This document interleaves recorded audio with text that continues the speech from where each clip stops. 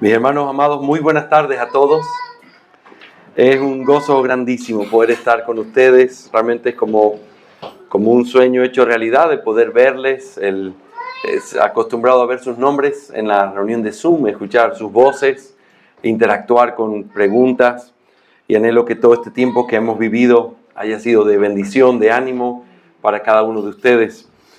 Lo ha sido para mí. Así que realmente no solo la mejor disposición, sino que es una alegría el poder estar aquí con ustedes. En este tiempo de estudio, y les agradezco por separar de su tiempo cotidiano para poder estar estudiando, perseverando en estas cosas, estamos tratando de pensar cómo ser una iglesia que cada día se conforma más a lo que el Señor quiere. Cómo vivir más conforme a lo que Él ha establecido, cómo la iglesia debe ser. Porque al final del día, no importa lo grande que una iglesia pueda ser, no importa el local que uno pudiera tener, no importa los ministerios que se hicieran, si nosotros no reflejamos lo que Cristo ordena, realmente la iglesia no tendría mucho valor o sentido. Acabamos de venir de Roma y realmente es fascinante ver las iglesias. Y ayer nos llevaron a conocer la basílica donde supuestamente están los restos del apóstol Pablo. Y yo le decía a mi esposa, es impresionante verlo, es impresionante la iglesia, impresionante el oro en el techo. Y yo le decía, creo que Pablo se sentiría avergonzado de estar aquí, si es que está aquí, si que sus huesos estuvieran aquí. Porque esta no es la idea de la iglesia. No es un lugar de exhibición donde la maravilla o lo más importante y lo que conmueve son los edificios o los muros, sino realmente la esencia de la iglesia, que es esos creyentes que han sido salvados por la gracia de Dios. Fue interesante ese tour porque fuimos a las catacumbas también. Y a diferencia de estas grandes edificaciones, lo que habían eran tumbas y lugares donde los cristianos se reunían los primeros 2 siglos. Y aunque no había gloria, uno podía sentir la valentía, el denuedo de estos hombres dispuestos a ser enterrados, a vivir y a morir así, por una fe que consideraban más preciosa que sus propias vidas. Es un contraste increíble en la misma ciudad, pero es un contraste que nos ayuda a recordar, esa es la meta. ¿Qué es lo que queremos ser aquí? No es la cantidad de personas, no es la cantidad de ministerios, no es la cantidad o el lugar o el prestigio que tengamos como iglesia. Ciertamente fuimos obedientes a hacer como Cristo quería o no. Hicimos las cosas como Dios quiere o no. Al final del día, eso es lo único importante. Amén. Yo quiero compartir con ustedes, pensando en esta idea de cómo ser una iglesia más conforme a lo que Dios quiere, quiero compartir esta enseñanza que lleva por título una pregunta. ¿Quién debe hacer el ministerio en la iglesia? ¿Quién debe hacer el ministerio en la iglesia? Es una pregunta clave que, como voy a tratar de demostrarles en esta lección, hay muchas cosas que vienen a nuestra mente producto de lo que hemos aprendido en el catolicismo romano, cosas que están divididas en nuestra mente sobre quiénes son los que ministran y quiénes son los que son pasivos, y todo eso vamos a tener que desafiarlo bíblicamente. Pero a manera de introducción, yo quisiera decirles una cosa. ¿Se han dado cuenta cómo afecta nuestra experiencia, lo que nosotros hemos aprendido, la forma en la que nosotros vemos las cosas? Sí, aquí hay representadas algunas nacionalidades y aun cuando hablemos el mismo idioma, hay cosas que para uno significan una cosa y otro para otra cosa. Y no estoy hablando solo de palabras, sino cultura. Pero piensen en esto. Palabras como vacaciones, descanso, tranquilidad, familia, amor, matrimonio, pueden tener significados muy diferentes dependiendo de lo que nosotros hemos experimentado. Por ejemplo, alguien que vivió en una casa donde el matrimonio era horrendo y veía a sus papás gritar y pelearse y ellos todo el tiempo defender supuestamente el matrimonio, para esa persona hablar del matrimonio es hablar de algo que no quiere recordar. Porque lo que uno vive ciertamente va a golpear la forma en la que uno entiende las cosas cuando se usan ciertas palabras. Lo mismo pasa con la palabra iglesia. Cuando nosotros estamos tratando el tema de la iglesia, hay cosas que tenemos que desafiar y entre esas cosas es lo que viene a tu mente con la palabra iglesia, porque así como matrimonio, quizás tuviste el gozo de crecer en un hogar precioso o en un hogar horrible, donde la palabra matrimonio puede significar diferentes cosas dependiendo de lo que viviste. Lo mismo pasa con la palabra iglesia. ¿Qué es la iglesia? Y hay personas que tratan de mostrar lo que es la iglesia o lo que debería ser la iglesia basada en sus propias expectativas o las cosas que vivió o sufrió. Por ejemplo, gente que viene de círculos abusivos, donde hay pastores que han hecho daño, donde hay pastores que se burlan del evangelio. La palabra iglesia para ellos tiene que tratar de ser redefinida y dicen, bueno, iglesia no puede ser tener pastores. Aquí todos somos iguales y nadie debería determinar nada. Tú te das cuenta que su definición surge de lo que sufrieron. O la idea de que iglesia significa el local. Y muchas personas quizás van a venir y aunque este local es maravilloso, quizás pudieran venir y decir, yo pensé que tenía un letrero más grande, o yo pensé que tenía una forma más grande, o yo pensé que era, no me gusta porque para ellos iglesia tiene que ver con el templo físico.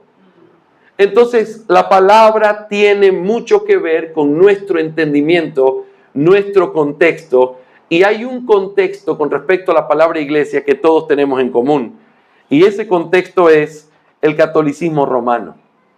Nosotros vemos el catolicismo romano como la tradición que ha permeado de alguna manera el entendimiento de cada uno de nosotros de lo que es una iglesia. Por eso es muy común en nuestra manera de hablar decir, vamos a la iglesia. Y aunque no es lo que entendemos teológicamente, entendemos que la iglesia es esto, y si nosotros somos la iglesia, ¿cómo vamos a la iglesia? Es porque estamos llamando iglesia al edificio. Y eso viene del catolicismo romano. Ahora, no quiero ponerme a decir que no deben decir así o sí deben decir así. Lo único que quiero decir es, noten cómo eso realmente afecta nuestra manera de pensar, nuestra manera de entender. ¿Qué pasa con el catolicismo romano como el contexto de nuestra palabra iglesia? Bueno, hay muchas cosas que pasan. Y entre ellas, una de las más peligrosas de todas, es la división que hizo el catolicismo romano en quién es la iglesia y quiénes llevan a cabo el ministerio que se hace en la iglesia. Porque eso hace toda la diferencia. Entonces, en el catolicismo romano, poco a poco se fue enseñando o se fue entendiendo que la iglesia no eran las personas, sino que la iglesia llegaban a ser las personas que guiaban la iglesia o los líderes de la iglesia. Y entonces vamos a imaginarnos como que simbólicamente se hubiera trazado una línea en donde ustedes no son la iglesia, yo soy la iglesia, porque yo soy el que está ministrando, ¿verdad? Yo en representación de los sacerdotes y todos los que hacían la misa, yo soy el que hace el ministerio. Ustedes son pasivos. Ustedes pueden venir, si vienen está bien y si no vienen está bien, pero yo no puedo faltar porque yo soy la iglesia. ¿Me hago entender? Y cuando ese entendimiento se comenzó a plasmar, la idea es, yo soy pasivo, yo recibo, y por último, si alguno de ustedes se crió en la iglesia católica romana hace muchos años, ni siquiera se entendía la misa porque era en latín. Y nosotros no hablábamos latín. Pero no importa, porque ustedes no eran la iglesia, eran los sacerdotes. Ahí es donde estaba el poder, la actividad, el ministerio. Hermanos, aunque no nos diéramos cuenta, esto ha marcado tan profundamente la iglesia evangélica que hoy personas vienen a la iglesia con una expectativa incorrecta. Y dicen esto, vamos a ver qué es lo que esta iglesia me puede ofrecer. Ellos trazan la línea otra vez, invisible. Ya no está la iglesia católica romana, ya no está el sacerdote, pero ahora están los pastores, los líderes y los miembros. Y ellos dicen, voy a ver qué es lo que tienen para ofrecer. O me voy de la iglesia porque esto no es lo que yo esperaba.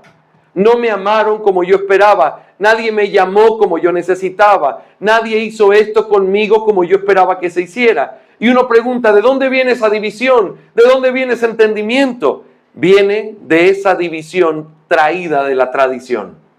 Yo soy la iglesia y ustedes no son la iglesia. Ustedes vienen a la iglesia. Si yo estoy, hay iglesia. Si yo no estoy, no hay iglesia. Eso no es bíblico.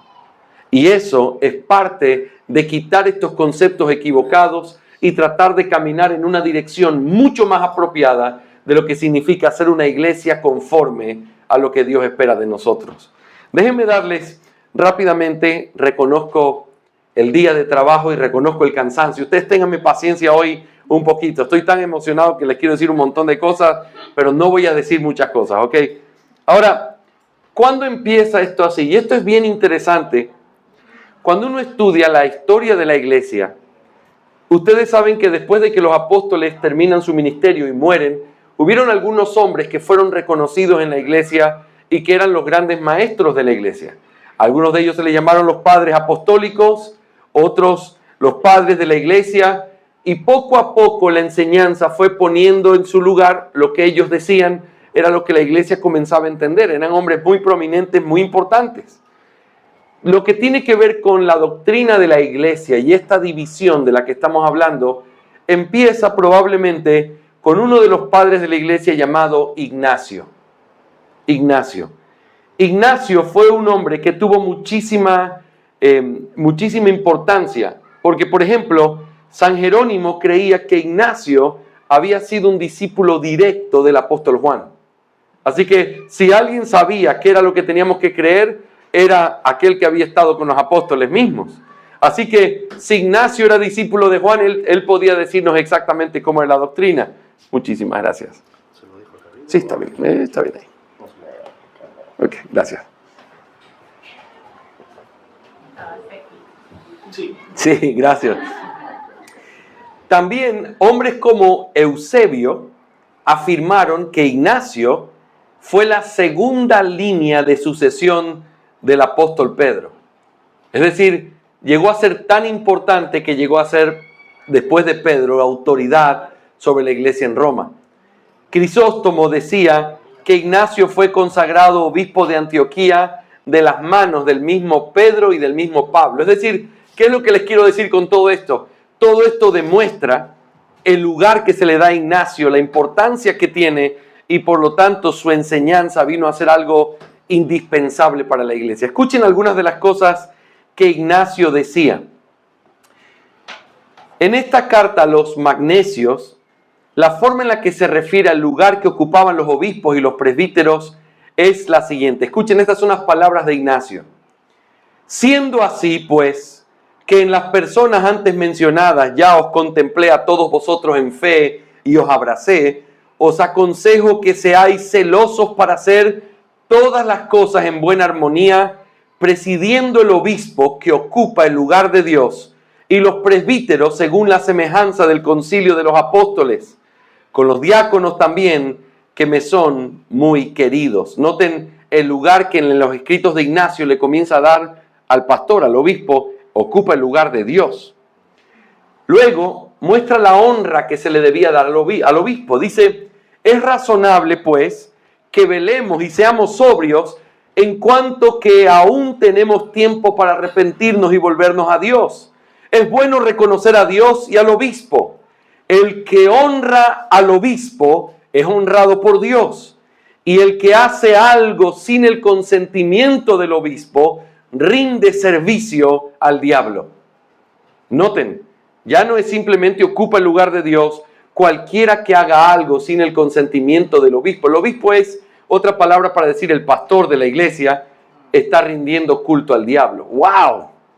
El lugar que les comienza a dar, aunque sin duda los pastores tienen autoridad y lo hemos estudiado, comienza a sacarlo de la proporción correcta. Sí, pero ¿y la iglesia qué?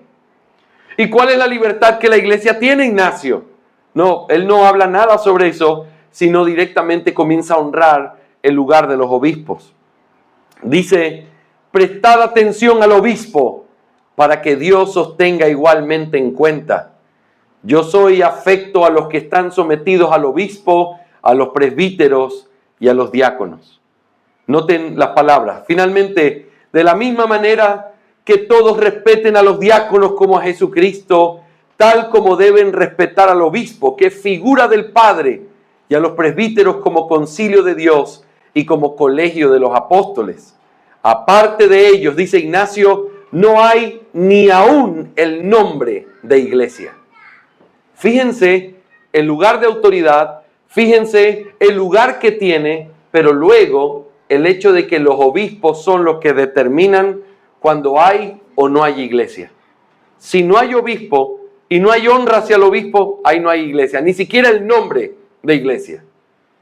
Eso, y alguien ha dicho muy correctamente que si uno hace una pequeña desviación en un punto, tú no lo ves al principio. Pero si tú sigues avanzando, comienzas a mirar cómo eso se desfigura. Y nosotros vemos cómo luego los obispos comenzaron a ser enterrados en las iglesias, luego comenzaron a ser beatificados y puestos como santos, y luego se oraba a los obispos. Ahora, no significa que en la mente de Ignacio estaba todo eso que llegó a suceder, pero sí significa que aquí comienza esa desviación. Aquí se comenzó a escribir una línea en medio, una línea en donde ustedes no son la iglesia. Si no hay obispo, si no hay pastor, ahí no hay ni siquiera el nombre de una iglesia. Ahora, ¿cuáles son entonces finalmente las grandes catástrofes que vienen de una distinción así? ¿Qué es lo que sucede cuando tú tiras una línea tan marcada? Hermanos, lo que sucede en las iglesias evangélicas el día de hoy. Y otra vez, no es que no podamos mirar iglesias y admirarlas, debemos hacerlo. Pero nuestra meta es parecernos a lo que Cristo quiere que seamos.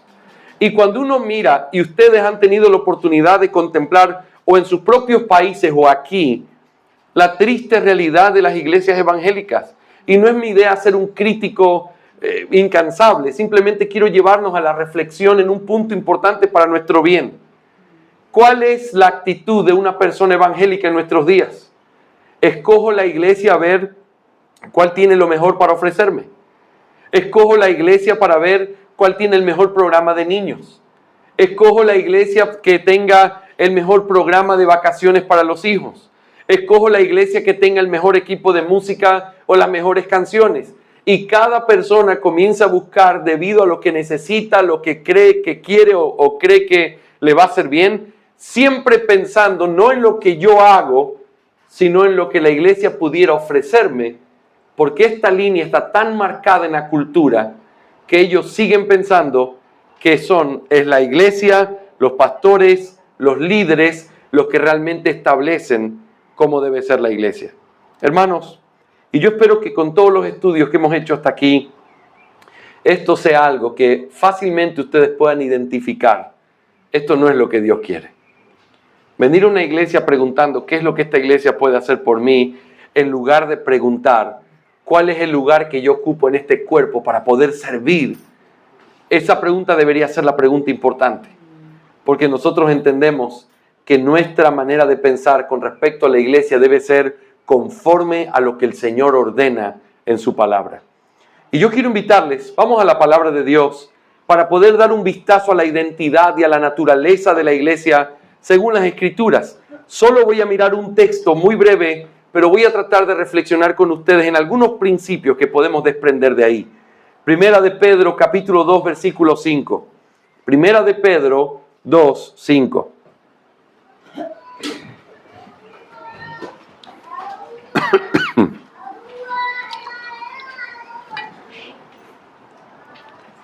Primera de Pedro 2, 5.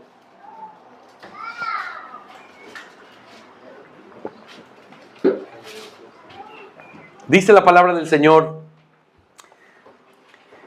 también vosotros, como piedras vivas, sed edificados como casa espiritual para un sacerdocio santo, para ofrecer sacrificios espirituales aceptables a Dios por medio de Jesucristo. Lo vuelvo a leer.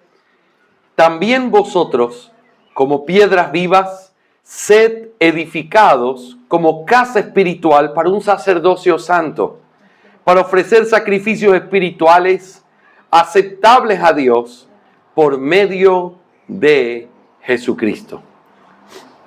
Vamos a analizar este pasaje mirando un poco de su contexto y luego las dos claras enseñanzas que aprendemos aquí.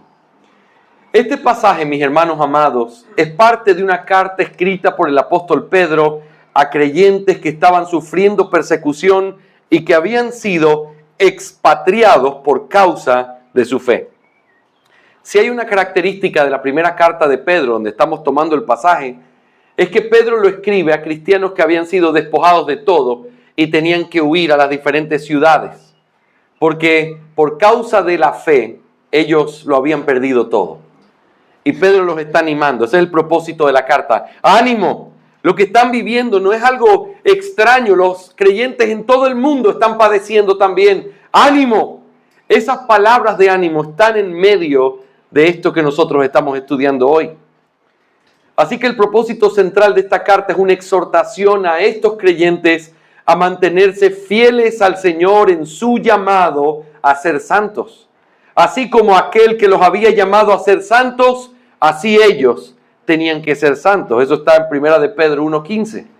El apóstol motiva el corazón de estos hermanos y los desafía a combatir contra sus propios pecados y a perseverar en su fe, recordándoles lo que ahora ellos eran en Cristo por la gracia de Dios el Padre, a quien nos había hecho renacer a una nueva vida por medio de la palabra que vive y permanece para siempre.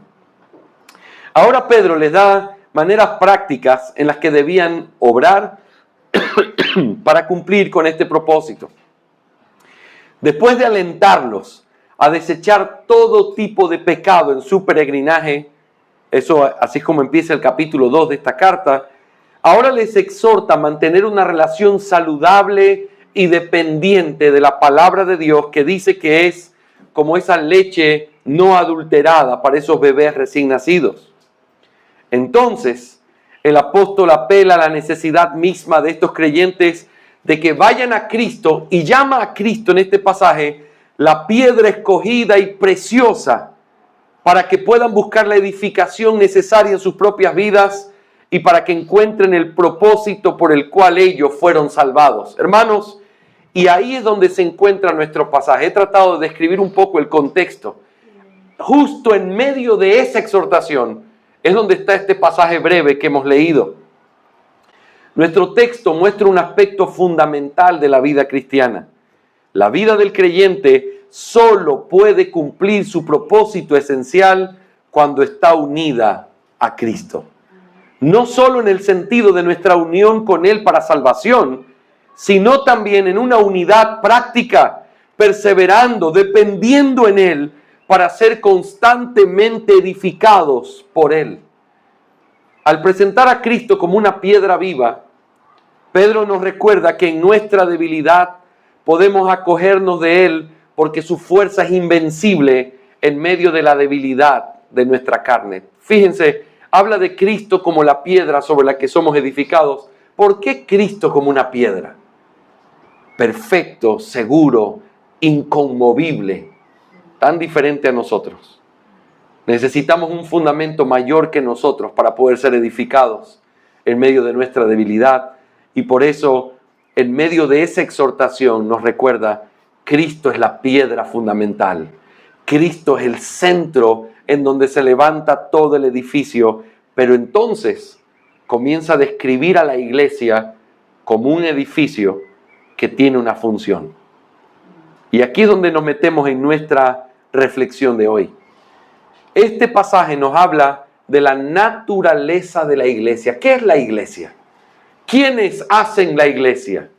Pero luego de decirnos qué es la iglesia en su naturaleza, también nos dice, ya que esa es su naturaleza, entonces esta es su responsabilidad. La iglesia, cuando uno quiere entender correctamente el propósito de algo, tiene que preguntarse cuál es su naturaleza.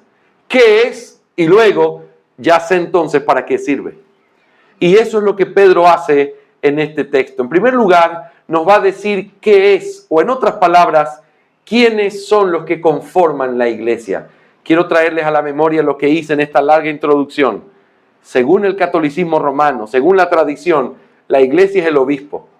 Y el obispo que viene de una pirámide de autoridad en donde la cabeza es el papa.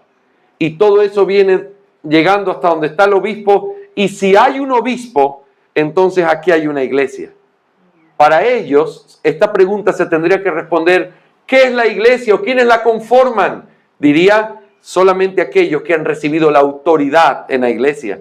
Son los líderes de la iglesia, no las personas.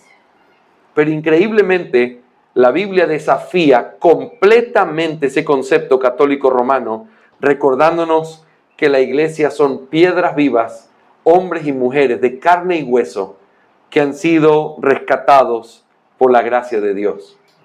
Mira nuestro pasaje, por favor, una vez más en la primera parte del texto. Dice, también vosotros, como piedras vivas, sed edificados como casa espiritual.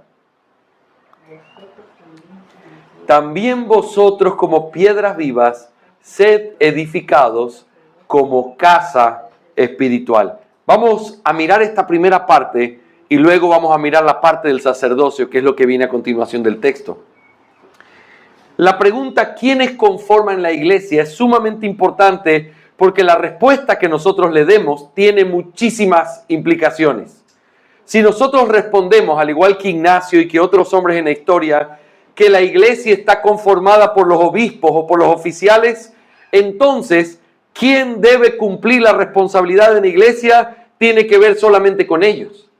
Pero si nosotros respondemos que la iglesia es los hombres y las mujeres rescatados por su gracia, entonces la responsabilidad de la iglesia recae sobre esos hombres y mujeres que han sido rescatados por la gracia.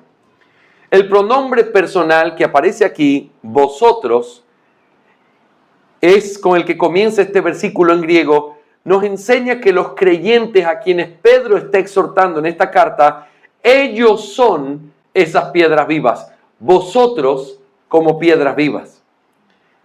Ese vosotros es aquellos que estaban leyendo la carta. Y lo dijimos al principio, cristianos que habían perdido todo y que habían sido expatriados por su fe a diferentes lugares del mundo. Y que estaban siendo animados a través de esta carta. Ustedes que lo han perdido todo por Cristo, ustedes que han puesto su confianza en Él, ustedes que no les ha importado perder todo en este mundo con tal de abrazarse de su Señor y su Salvador, ustedes son esas piedras vivas. Hermanos, y esto sigue siendo una preciosa verdad para nosotros hoy. Ese vosotros sois piedras vivas se traspasa también a ustedes y yo les puedo decir con la autoridad de la palabra de Dios, vosotros sois esas piedras vivas. Vosotros sois esa iglesia que ha sido edificada. Estas piedras, según el texto, son edificadas o colocadas en el lugar correspondiente por Cristo.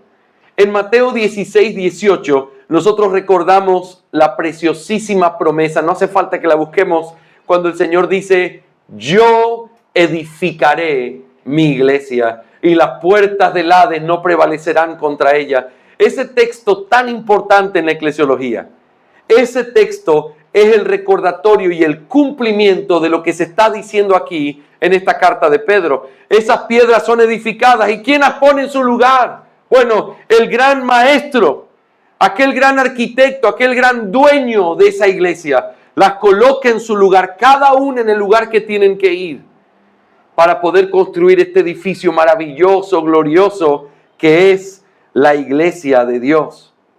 Entonces, si esta casa espiritual es una referencia a la iglesia entonces no está constituida solo por los pastores o líderes, sino por los creyentes que la conforman también. Ellos son las piedras vivas. Pero esto también puede ser visto detrás de la idea de la palabra casa que aparece aquí.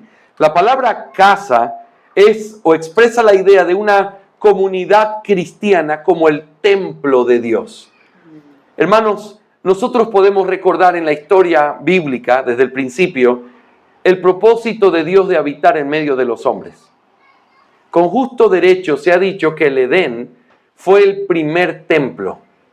¿Y qué significa eso? Bueno, es que un templo es un lugar santo en donde está la presencia de Dios y en donde el hombre puede tener comunión con Dios. Hermanos, eso es el Edén. Era un lugar donde Dios tuvo comunión con el hombre y con Adán específicamente al principio. Hablaba con él, le dio revelación a él sobre cosas que tenía que hacer y tenía comunión y hablaba con él como habla un compañero con Dios. Y caminaba y se movía en medio hasta que vino el pecado. Cuando entra el pecado en el mundo, por causa del pecado de Adán, Adán y Eva son sacados de este primer templo y vamos a decirlo de esta manera, y ese templo es quitado de la tierra porque ya no había hombre que pudiera acceder ahí. porque el pecado hizo una gran distinción entre Dios y el hombre. Así que Dios quiso, por medio de diferentes señales y símbolos, mostrar ese deseo de comunión, esa condescendencia de querer estar cerca del hombre y que el hombre pueda tener comunión con él. Lo hizo a través de los sacrificios, pero finalmente en la forma más compleja, en el tabernáculo. En el tabernáculo la presencia de Dios venía en medio del pueblo y entonces sabían que Dios estaba ahí y no cualquiera podía entrar, sino que necesitaban un mediador para poder entrar y hablar con el Señor y recibir el perdón de sus pecados. Ahí estaba la habitación de Dios en medio de los hombres, inaccesible, solo a través de un mediador, una vez al año, en una sola fiesta. Luego eso pasa y se hace grande en el templo, donde el pueblo de Israel llega a Jerusalén, se establece en Jerusalén, y entonces el templo, que era el mismo tabernáculo, pero ahora construido con bases sólidas, con la misma estructura, mucho más grande, pero cumpliendo el mismo propósito. Dios teniendo comunión con el hombre, no con cualquiera, a través de todo un sistema, por medio de un mediador, una vez al año. Todo esto era, y el pueblo entendía, esta era la habitación, la casa de Dios en la tierra. Pero un día los discípulos iban caminando con el Señor Jesús y miraron la grandeza de ese edificio. Yo me imagino como cuando en estos días íbamos mirando la grandeza del Coliseo Romano o alguna de esas cosas que uno mira y queda asombrado de ver el tamaño, y de pronto le dicen los discípulos: Señor, como el templo, ¿no? Y el Señor les dice algo así como: ¿ves este edificio? No quedará piedra sobre piedra.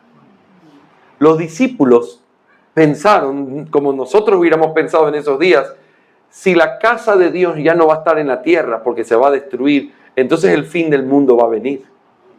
Y por eso luego en Mateo 24 preguntan: ¿y cuándo serán estas cosas y cuáles serán las señales de tu venida? Uniendo la destrucción del templo con la segunda venida, porque ellos no entendían cómo la tierra podía quedarse sin la habitación de Dios.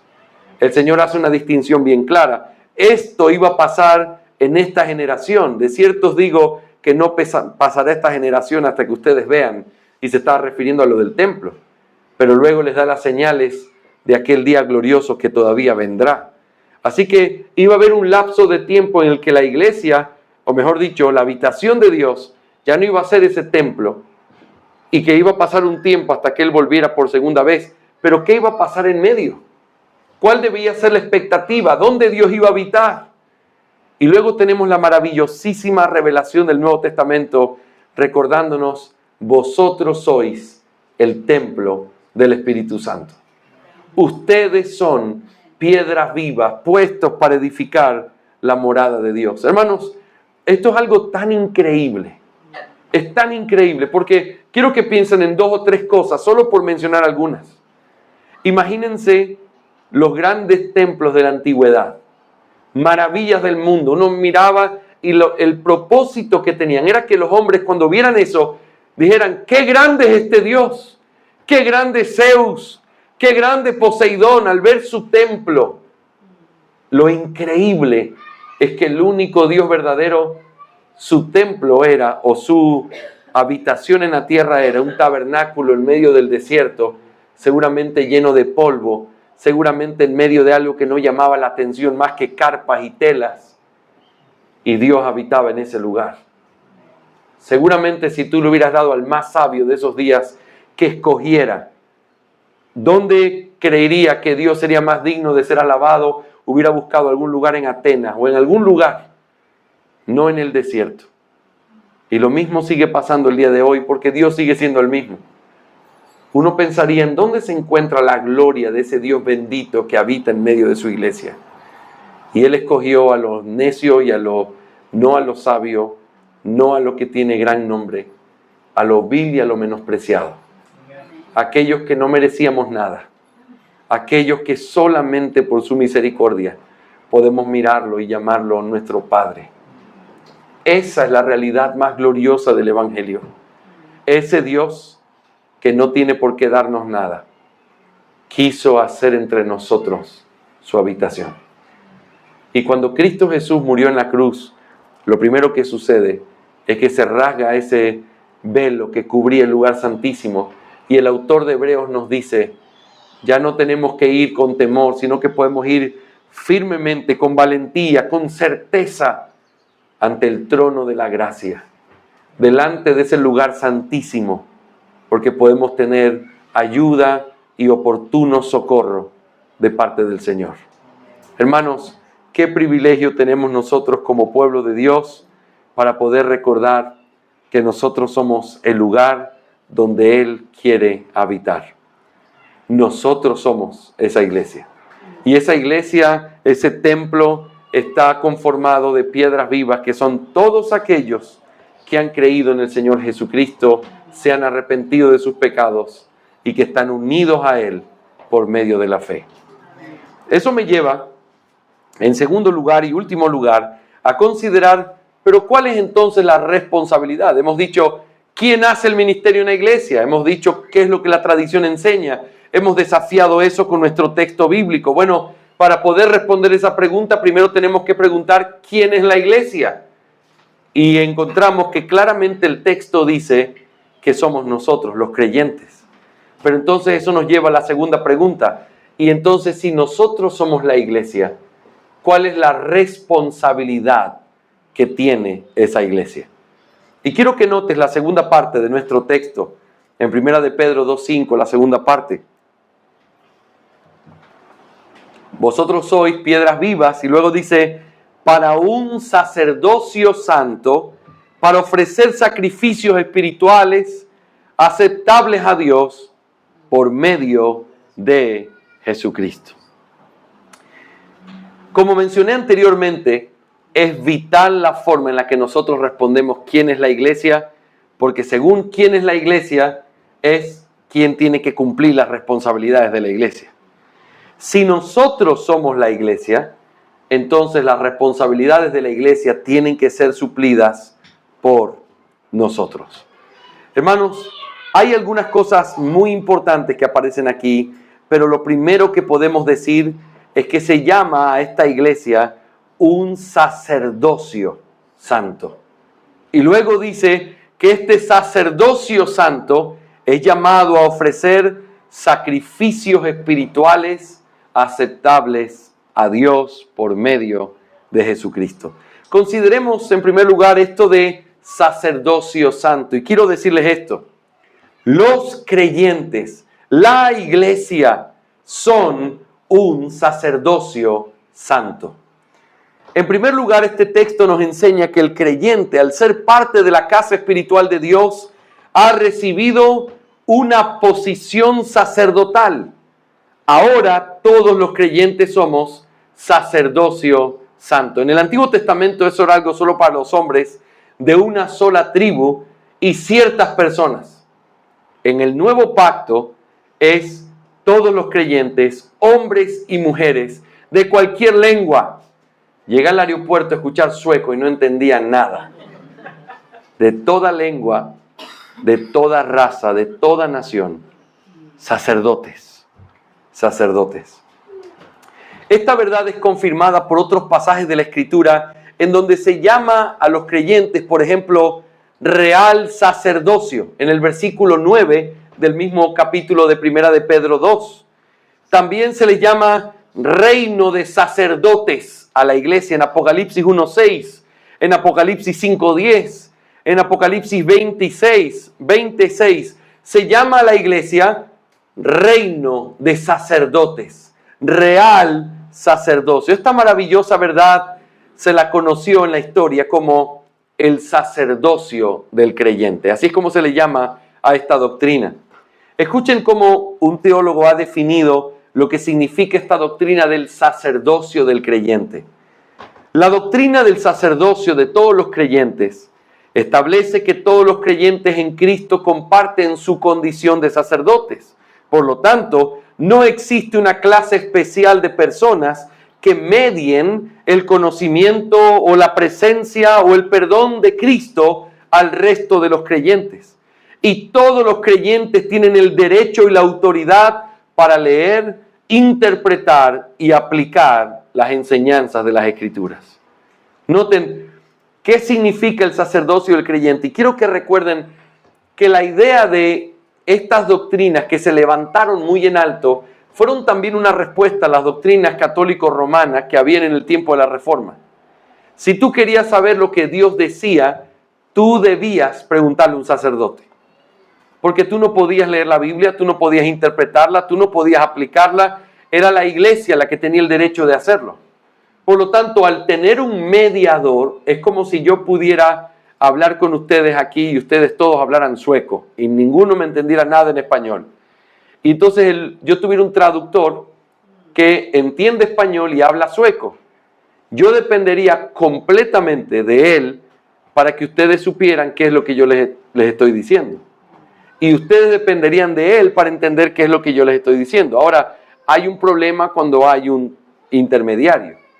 Ese intermediario tiene que ser fiel, porque si no es fiel, podría estar diciendo cosas que yo no digo y podría estar demandando cosas que yo no demando, ¿sí o no?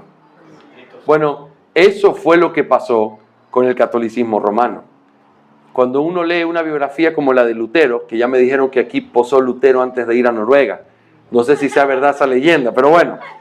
Ahora, cuando Lutero llegó y comenzó a mirarlo, el tema de tener problemas con lo que el catolicismo decía, su propia religión, una de las cosas que le pareció que ya rayaban con la locura, eran todas estas especies de campañas que traían a los pueblitos, en donde era básicamente una obra de teatro.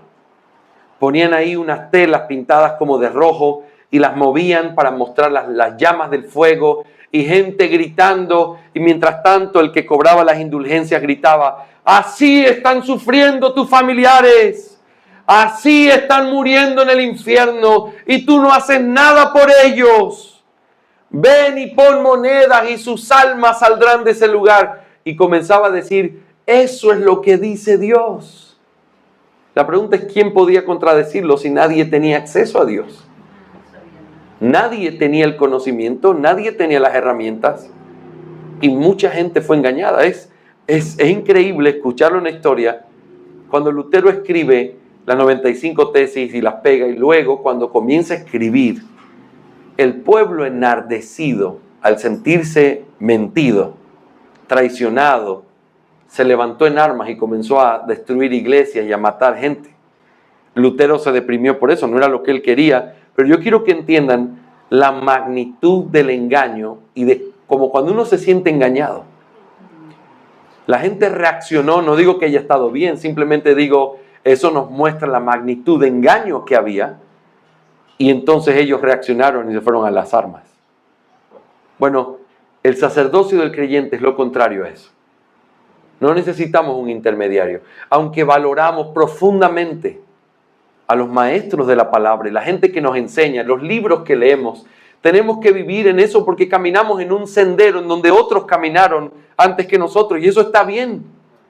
Pero no necesitamos alguien que nos diga: esto dice Dios. Si tú tienes la palabra de Dios en tu mano, tú puedes ver si eso dice Dios. Y la actitud de los bereanos es la misma que se tiene que seguir repitiendo. Escuchar con reverencia, como ellos escuchaban a Pablo, con los ojos bien puestos en la Escritura, mirando si estas cosas eran así.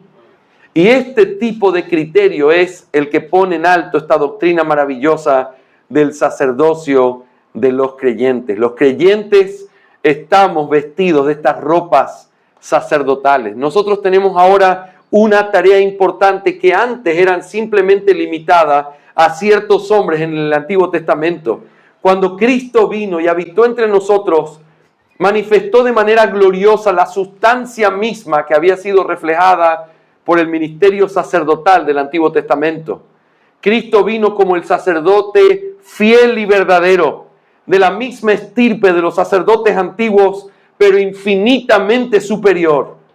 Él fue el que presentó el sacrificio ante Dios, y Él fue el sacrificio al mismo tiempo. Y en su estado resucitado y de exaltación, sigue haciendo su oficio sacerdotal, intercediendo por nosotros delante del Padre. Pero una de las cosas asombrosas que aprendemos es que el Señor nos ha dado ahora a todos nosotros este precioso ministerio de ser sacerdotes. A veces las personas vienen y dicen, pastor, venga, ore por esta petición, porque a usted Dios lo escucha más que a mí. Ese concepto está mal. Uno podría decir, pastor, ore por esta petición porque yo sé que usted ora por nosotros. Ore por esta petición porque yo sé que usted se preocupa por nuestras almas. Y eso es correcto. Pero Dios no escucha más las oraciones del pastor que el de un miembro. Porque tenemos las mismas ropas sacerdotales. Y aunque ciertamente los pastores tienen una autoridad de la que ya hemos hablado, y una autoridad que Cristo les ha dado para gobernar la iglesia, su sacerdocio no es diferente como creyente que el de cualquier otro hermano de la iglesia. Por eso podemos orar los unos por los otros. Y por eso podemos aconsejarnos el uno al otro. Y por eso podemos tomar la palabra e interpretarla. Es lo que debemos hacer. Es porque somos sacerdotes. Pero eso me lleva, entonces, los creyentes al ser sacerdotes tienen la responsabilidad de hacer un ministerio sacerdotal. Nuestro texto dice que tenemos que ofrecer sacrificios espirituales aceptables a Dios. No solamente dice que somos sacerdotes, sino que tenemos que hacer el trabajo de un sacerdote. ¿Y qué hacía un sacerdote? Ofrecía sacrificios. ¿Y cuáles son estos sacrificios? Por supuesto, mis hermanos, no estamos hablando de derramamiento de sangre, porque nosotros somos sacerdotes por causa de el gran sacrificio hecho una vez y para siempre. Amén. No se necesita nada más. No se necesita ni siquiera creer que la cena del Señor, Cristo vuelve a ser sacrificado, porque Él ya se sacrificó una vez, nunca más. Por eso es un medio de gracia, es un recordatorio, pero es más que un recordatorio, pero no es diferente a un recordatorio. Cristo no vuelve a ser sacrificado, eso ya fue hecho una vez y para siempre. Y por eso nosotros tenemos un ministerio sacerdotal que ya no requiere derramar sangre como los sacrificios que ofrecemos, sino sacrificios de ministerio delante del Señor, sacrificios de amor los unos por los otros. Y quiero que escuchen las palabras del gran predicador Charles Spurgeon cuando él conectó la realidad de ser sacerdotes y el trabajo sacerdotal que debemos hacer. Escuchen con atención sus palabras porque son muy útiles. El sacerdocio significaba en Israel que estos hombres fueron apartados para hablar con Dios en nombre del resto de la congregación. Tenían que ofrecer el sacrificio diario y encender el fuego del incienso. Ahora, ustedes que creen en Cristo son todos sacerdotes. Sacerdotes para la humanidad, para hablar por ellos a Dios. Así como el hombre es portavoz de un mundo mudo, también eres intercesor de una raza pecadora. El sacerdote, además de ser instructor del pueblo, también era su intercesor. Tú también debes serlo. No ceséis ni de día ni de noche de orar por los hombres hasta que Dios envíe su luz a las partes más oscuras de la tierra. Ustedes que hablan del Señor, no guarden silencio hasta que llegue el momento de favorecer a Sión. Para ti, la habitación, la sala, el taller, el campo abierto y la calle deben ser un lugar para el ejercicio de tus funciones sacerdotales. Qué tremenda realidad la que nosotros podemos ver aquí. Aunque no te hayas dado cuenta hoy, tú tienes una ropa sacerdotal puesta sobre ti. No la puedes ver porque es espiritual.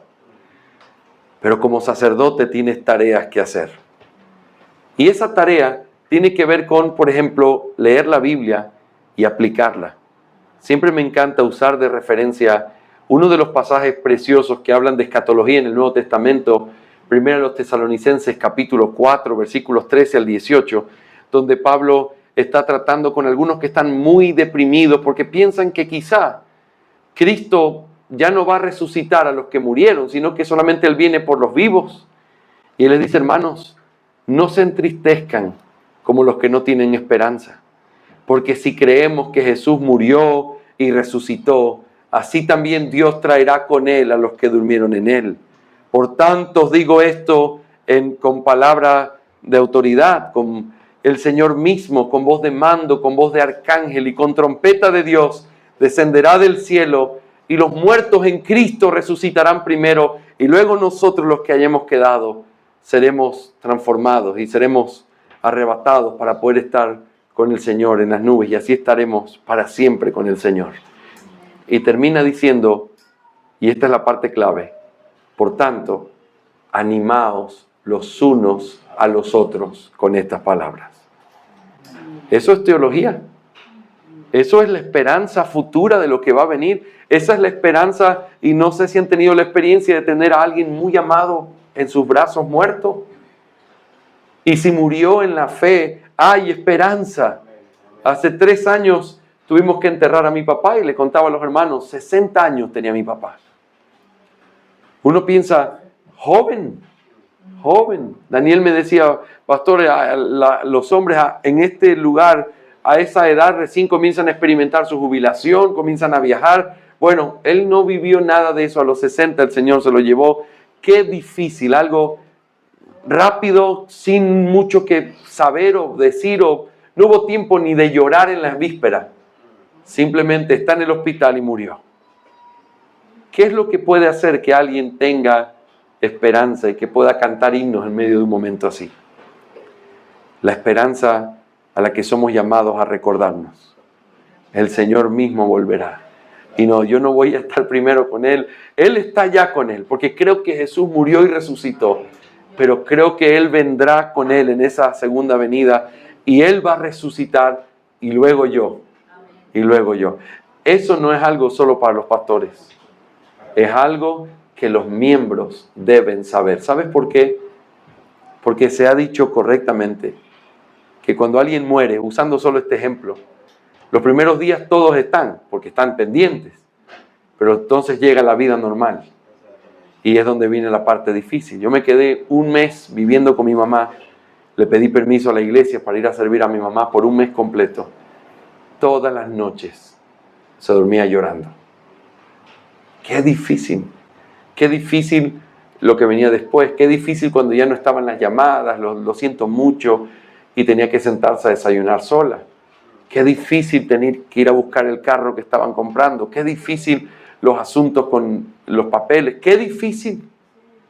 Y es en la vida práctica en donde realmente los hermanos podemos ayudarnos, donde tenemos que aprender a sostenernos, a aconsejarnos, a alentarnos. Eso es algo que hace un sacerdote. Hermanos, por eso la pregunta no es ¿cuál es el ministerio que tenemos en esta iglesia? Pastor, a mí no me gusta esta iglesia porque aquí no hay muchos ministerios para hacer. Si usted tan solo habla el Nuevo Testamento, se da cuenta que estamos repletos de ministerios. La exhortación es muy importante, porque nosotros estamos en medio de una realidad de pecado donde necesitamos ayudarnos. Que la iglesia puede ser el lugar más peligroso de la tierra o el más seguro. Puede ser el más peligroso cuando nos acostumbramos a mantener un lindo ambiente entre nosotros sin decirnos nada. ¿Te imaginas lo que es eso? Ver cómo alguien se va a la destrucción y tú, para no hacerle pasar un mal rato ni a ti ni a la iglesia, mejor no dices nada. Y después simplemente se van destruyendo a pedazos gente que pudimos haber ayudado. ¿Sabes? Es seguro, aunque no siempre sea muy agradable, cuando tienes gente que puede exhortarte, corregirte en tu manera de vestirte, tu manera de hablar, en tu puntualidad, en tu manera, en lo que sea, porque nos necesitamos. Hermanos, ese es el ministerio de la iglesia, eso es lo que hacen los sacerdotes. Nos estorbamos, nos ayudamos, porque queremos garantizar ese camino por el que vamos caminando. Y cuando alguno comienza a desviarse, ahí tiene que estar el pueblo para llamar su atención y traerlo de regreso. No, lo que haces no está bien, regresa por el camino.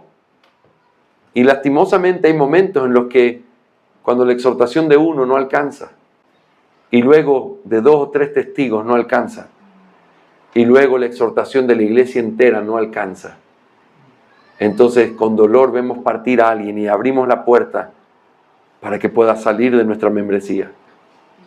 Pero lo hacemos como una iglesia que está actuando, que hay sacerdotes reales haciendo su trabajo de exhortación, de ánimo, de aliento, de corrección. Hay tantas cosas en las que nos necesitamos. Que este lugar sea el lugar más seguro que hay en la tierra. Que sepan todos ustedes que si algo está mal, sus hermanos se lo van a decir, porque los aman. Que si algo no está bien con mis hijos, me lo van a decir porque me aman. Y no siempre escucharlo es fácil. Y a veces uno tiene que aprender a quebrantar su orgullo y aprender a escuchar. Y también uno tiene que aprender a decir. Hay un arte por todos lados. La moraleja en general es, todos tenemos que crecer. Para dejarnos exhortar y para exhortar. Porque cuando aprendemos a vivir así, se vuelve una realidad no de simplemente abrazos y besos, sino de una verdadera iglesia que se aman y se cuidan los unos a los otros. Finalmente el texto dice que tenemos que ofrecer estos sacrificios por medio de Jesucristo. Y esto nos recuerda simplemente, hermanos amados, que sería imposible que podamos ofrecer algo si no fuera por los méritos de Cristo Jesús. Es por Él, pero también en dependencia de Él. Si nosotros no crecemos, si nosotros no buscamos seguir avanzando en nuestra vida cristiana, si tú no tomas la decisión de comenzar a leer tu Biblia y a estudiarla con seriedad, si tú no tomas la disciplina de hacer un devocional, de venir temprano, de congregarte siempre que la iglesia se congrega, si no tomas esas disciplinas, entonces tu sacerdocio no se va a poder ejercer de una mejor manera. Necesitamos poner todo de nuestra parte y depender completamente en el poder de Cristo Jesús también para eso. Hermanos, esto es ser una iglesia conforme a lo que el Señor quiere. Una iglesia que no hay gente perfecta, y no tiene que serlo porque sería hablar una locura. No hay gente perfecta, pero gente que se ama y gente que asume su responsabilidad. Quiero que puedas sentir en este día esas ropas sacerdotales que tienes sobre ti, que te las dieron por la gracia de Dios para un propósito que no podemos escapar de él. Y ese propósito es servir y hacer sacrificios espirituales, agradables al dueño de esta iglesia, de este templo en el cual todos nosotros somos parte. Amén. Vamos.